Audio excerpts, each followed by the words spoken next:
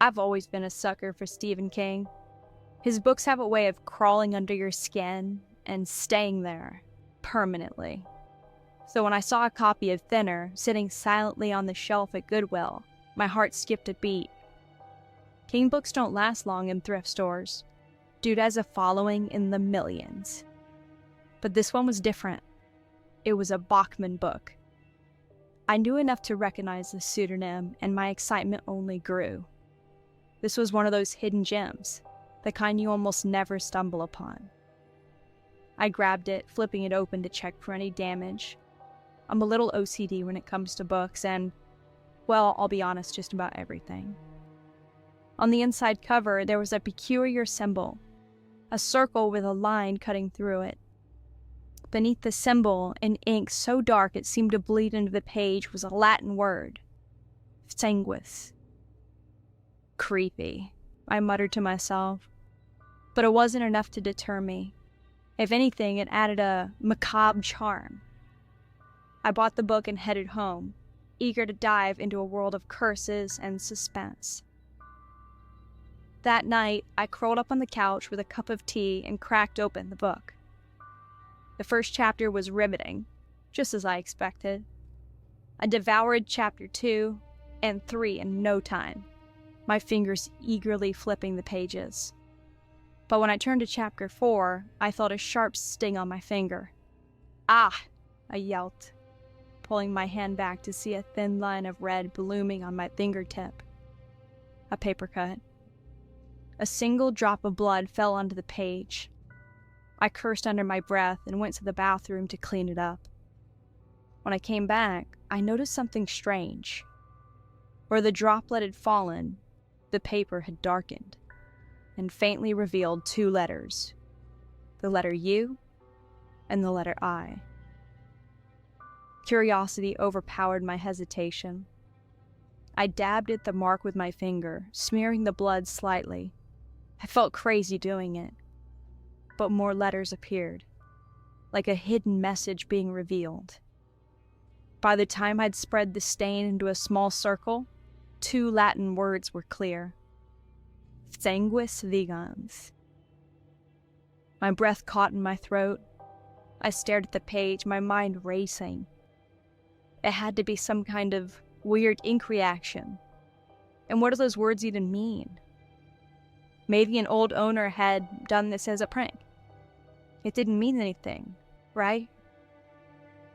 I quickly grabbed my cell phone and translated the words. I was right that they were Latin, but the meaning sent a shiver down my spine. Blood is binding. Feeling uneasy, I closed the book and went to bed. Sleep didn't come easily. In fact, it didn't come at all. My thoughts were restless, filled with strange symbols, Latin and whispers I couldn't understand. When I rose before the sun, my body ached and my head felt heavy. I chalked it up to a bad night and decided to shake it off with a hot shower. As the steam filled the bathroom, I caught sight of my reflection in the mirror. There on the side of my neck was a mark. It was the same symbol from the book, the circle with a line protruding through. I froze, my heart pounding in my chest. I scrubbed at it frantically, hoping it was dirt or some kind of rash, but it didn't budge. Panic set in. I tried to rationalize, but deep down, I knew it was connected to the book. That symbol, those words, the blood. It was no coincidence. Over the next few days, my health deteriorated rapidly. My legs weakened, forcing me to use a cane just to move around. A cane. 28 years old, and I needed a cane. My skin grew pale, and dark circles formed under my eyes. No amount of rest or medicine seemed to help. Desperation drove me to seek answers. I remembered reading about curses and hexes and old folklore. Crazy problems require crazy solutions. So I searched for something in the same vein as the Bachman book I was reading. I sought out a local Romani woman known for her knowledge of such things. Her caravan was tucked away at the edge of town, a town called Casadega. Her home was surrounded by trinkets and charms meant to ward off evil, I thought. I told her everything, from finding the book to the mark on my neck and my declining health. She listened quietly. Her wise eyes seemed to take in everything, but gave nothing back. When I finished, she shook her head. "This is not the curse," she said. "We have superstitions, yes, but this is something different, something darker. I cannot help you. You must leave at once." Her words were a dead end, but her tone was unmistakable. Fear. Whatever this was, it scared even her. I left her caravan feeling more hopeless than ever. That night, I began writing everything down, every detail, every feeling, every strange occurrence. If I didn't wake up the next morning, I wanted someone to know what happened. It's been a week now. My condition has worsened to the point where I can barely hold a pen. The symbol on my neck is darkened, spreading tendrils outward like a growing infection. I've tried everything to break whatever hold the book has on me, but nothing works. I don't know how much time I have left. My thoughts are scattered and my strength is nearly gone. But if you're reading this, please, please, do not open that book. Whatever it is, whatever malevolent force is tied to it, it feeds on blood. It's not just a symbol, it's a trap. I'll never finish that book now, but it appears the book intends to finish me.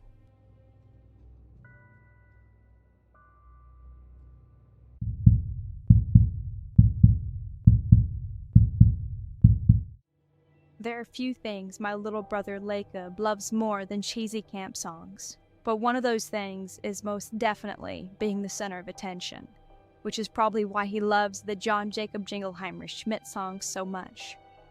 It became his favorite song last year when his little mind realized both of our names fit the melody, thus cementing it as, in Jacob's words, the most awesomest song ever.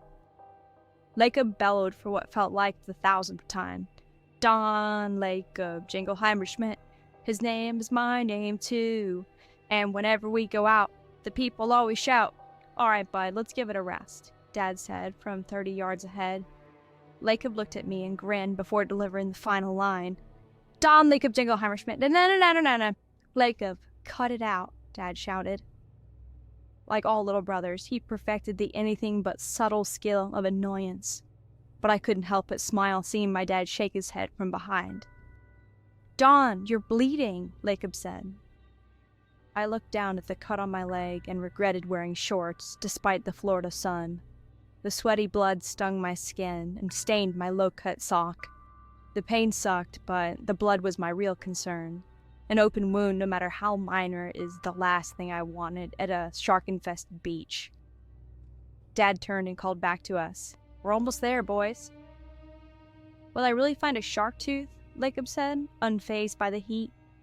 "You won't find a shark tooth. You'll find a mouthful. Just ask Dawn." "It's true. Dad took me here when I was your age. We found enough to make a necklace." "Then why don't you wear it?" Jacob looked up at me in utter confusion. "It went out of style when I got to high school. But, it's been 3 years now and they're making a comeback." I recovered. "I can see it," Jacob shouted, jumping for a better look before I lifted him on my shoulders. The white beach crowned the horizon, just a thin white strip compressed by an endless blue expanse. "Yep, that's Casperson Beach. Now move your fannies. Low tide is in half an hour," Dad said, increasing his already breakneck pace. "Stephen King's house is just a few miles north of Casperson," I said, hoping the conversation would slow him. "Who's Stephen King?" Jacob asked, as I put him down. "Really? I thought he was a Maine guy," Dad said. "He's a snowbird. Winters is a Florida man. Summers is a New Englander." "What happened? The cold and the clowns were too much for him?" Dad quipped. "Clowns?" Jacob said, a cocktail of excitement, confusion, and a little fear stirred in his voice. Relax, Georgie. I knew the reference would fly directly over his little head, but Dad and I got a laugh out of it. I'm Jacob. I ruffled his hair and smiled. I know, I'm just screwing with you. Hey, Dad, did you ever read? Hey, let's drop the Stephen King stuff until Little Ears is elsewhere. Dad glared at me, though the residue of laughter betrayed his eyes. Sand was underfoot within minutes, and Jacob found more shark teeth than I ever imagined before the sun peaked. 17, 18, 19 shark teeth, Jacob exclaimed, counting his treasure in his sand sifter. That's good for 3 or 4 necklaces, Dad said. I'm gonna make 4, one for everyone. Jacob's voice raised a register higher. Dad pulled a bulging Ziploc stuffed with leather cord, metal clasps, and a thin craft wire from his backpack. All right, kid, let's get to work. Dawn, help your brother with the metal wire. But I have to go number 2. Dawn, will you go with me? Jacob shuffled his feet with both hands on his bum. The bathroom's right there. Besides, someone's got to make these sick necklaces. Necklaces don't get sick, do they? No, Jacob, it's an expression.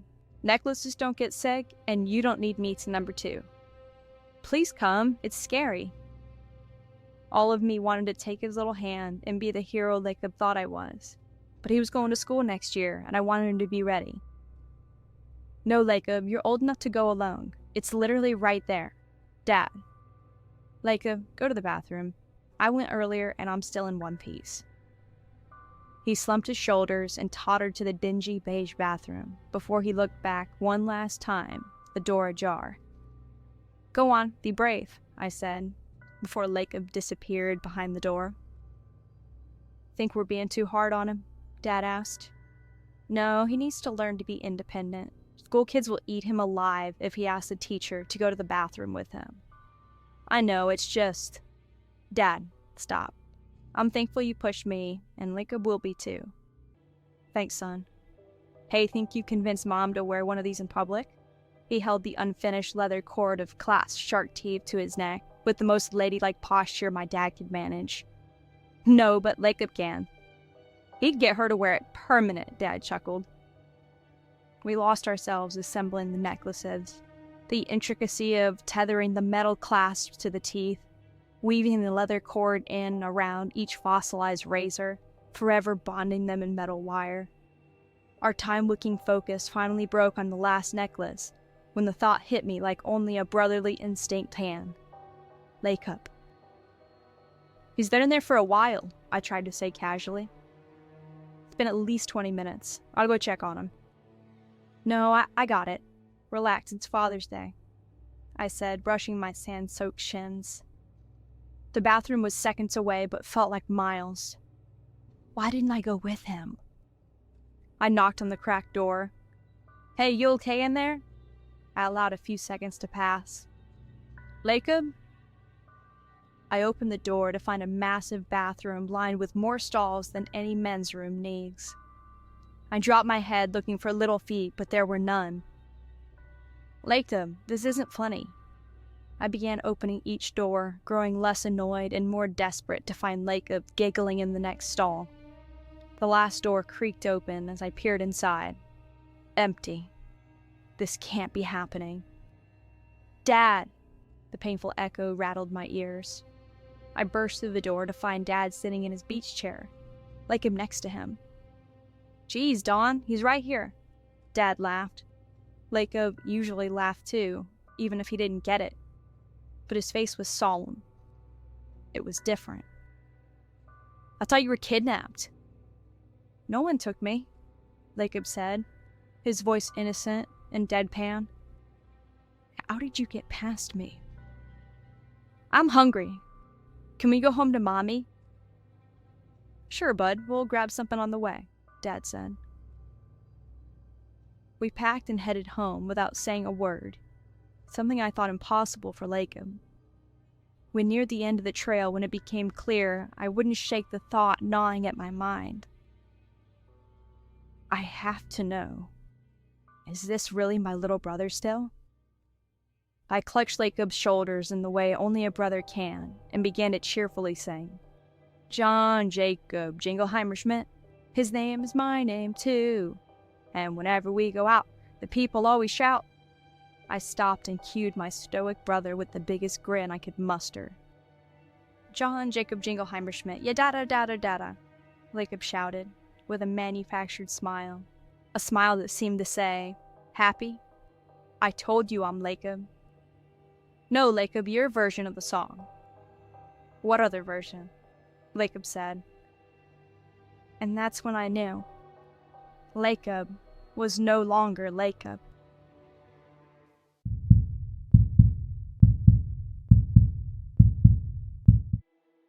I never thought I'd win something like this. Out of thousands of people, I was one of the lucky few to get a ticket to meet Stephen King, the king of horror himself.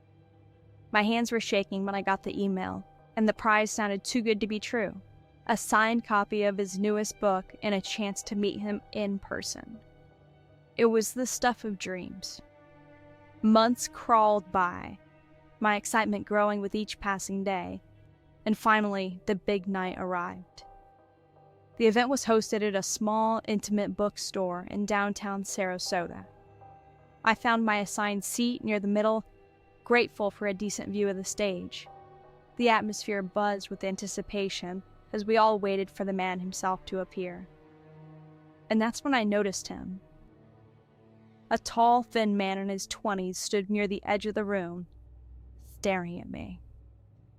His pale skin and dark hair gave him an almost ghostly appearance. He'd be handsome if he wasn't so creepy. It was unsettling, to say the least, so I broke eye contact and tried to focus on the stage.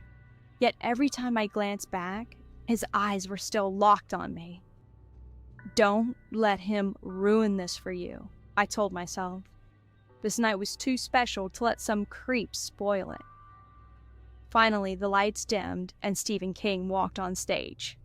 The crowd erupted in applause, and I even felt a rush of excitement myself. He read a chapter from his newest book, his familiar voice pulling us into his world of suspense and terror. For a moment, I forgot all about the man in the corner. That was his gift. Stephen King has that uncanny ability to just melt away your troubles. Sure, his stories are full of troubles, but I will always much prefer his fictional horror to my present reality. When the reading ended, the MC announced it was time to line up for the book signing. Clutching my ticket, I joined the queue, nerves bubbling in my chest in the best way possible. As I waited, I noticed the creepy man again, just a few spots ahead of me. He was next to meet Stephen King. But before he stepped forward, he turned around and found me instantly in the crowd. His lips curled into a smile, and he winked at me. But it wasn't playful. It wasn't flirtatious. It was dark and sinister. It was like he knew something, but I didn't. Then, just like that, he shifted gears. He approached Stephen King with charm, making the author laugh with a well-timed joke. Their interaction seemed normal, but I couldn't shake the feeling of unease. When he finished, he turned to me one last time, blew a kiss, and walked out of the bookstore. My turn came, but my mind was too foggy to enjoy it. Meeting Stephen King should have been a highlight of my life, but all I could think about was the wink and that man's lingering presence. I barely remembered what I said to the author as he handed me my signed book. All I could think of was how I came alone, and I would have to leave, alone. A drive home was quiet, the events of the night were playing in my head. I told myself I was overreacting. That man was just some weirdo, nothing more. But my sense of relief vanished when I turned onto my street and noticed a car dragging behind me, with their headlights off. It parked just a few houses down. I couldn't tell who was inside, but the hairs on the back of my neck stood up. I parked in my driveway, heart racing. The car didn't move, and I didn't see anyone get out, but I felt eyes on me. I hurried inside, locking the front door and locking all the windows. My house felt less like a sanctuary and more like a trap. I peeked out through the curtains of my bedroom. The car was still there. Then came the sound. A faint scratching at the sliding glass door separating the back porch from inside my home. My blood turned cold. I crept down the hallway, each step feeling heavier than the last. I peeked around the corner, my breath caught in my throat. There he was. The man from the bookstore stood at the door, his hands cupped around his eyes as he tried to peer inside. His face was pressed against the glass, his breath fogging it up. For a moment, I couldn't move. Fear had me frozen, every instinct screaming at me to run, to hide, to do something, to do anything. Somehow, I snapped out of it and stumbled back to my room. I locked the door and grabbed my phone, my hand shaking as I dialed 911. My voice trembled as I told the operator what was happening. They assured me officers were on the way, but it would take a few minutes.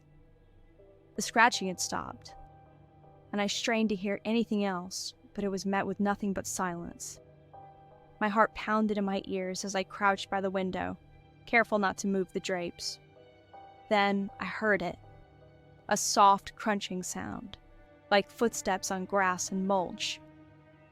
It was coming from outside my bedroom window. Before I could even process what to do next, I heard a man's voice. "Hands up, show me your hands." My heart leapt. I rushed to the window and peeked out. Red and blue lights illuminated the street and 2 police officers stood in my yard. The stalker had his hands raised, his face eerily calm despite the situation. The officers escorted him to a squad car, while another came to my door to check on me. I was trembling, my words stumbling over each other as I tried to explain everything. They assured me he'd be taken in for questioning and that I was safe now. Before they left, the officers returned with something the man had on him. A small, folded piece of paper with my name written on the outside. "What is this?" I asked, my voice barely above a whisper. The officer hesitated before handing it to me. "We found it in his pocket. It's evidence. I'll have to take it with me, but I think it's for you." My hand shook as I unfolded the note. The message was scrawled in jagged, hurried handwriting. "I know you're scared. You should be."